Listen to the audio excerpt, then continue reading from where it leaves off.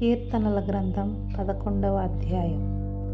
యెహోవా, శరణుజొచ్చియున్నాను, పక్షివలె నీ కొండకు పారిపొమ్ము అని మీరు నాతో చెప్పుట ఎలా?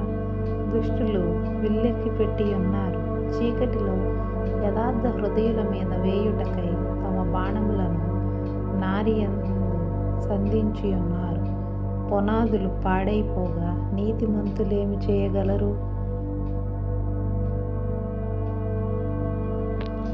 యెహోవా తన పరిశుద్ధాలయములో ఉన్నాడు.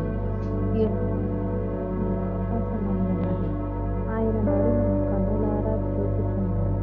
తన కనుదృష్టి చేత ఆయన వారిని పరిశీలించుచున్నాడు. యెహోవా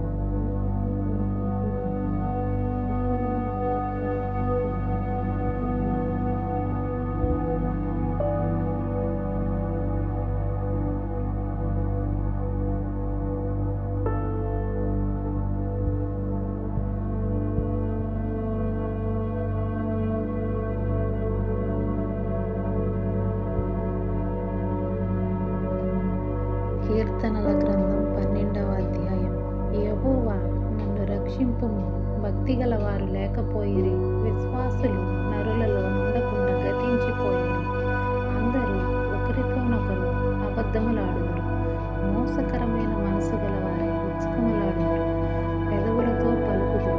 యెహోవా ఇచ్చుకములాడు పెదవులన్నింటినీ, బింకములాడు నాలుకలన్నింటినీ కోసివేయుము.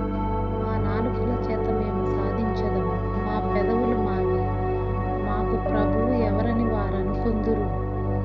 బాధపడు వారికి చేయబడిన బలాత్కారమును బట్టి, దరిద్రుల నిట్టూర్పును బట్టి నేను ఇప్పుడే లేచెదను. రక్షణను కోరుకుని వారిని నేను రక్షణ కలుగజేసేదను అని యెహోవా సెలవిచ్చుచున్నాడు. యెహోవా మాటలు పవిత్రమైనవి, అవి మట్టి మూసలు 7 మారులు కరిగి ఊదిన వెండి అంత పవిత్రములు. యెహోవా, నీవు దరిద్రులను కాపాడెదము. ఈ తరము వారి చేతిలో నుండి నీవు వారిని నిత్యము రక్షించెదవు.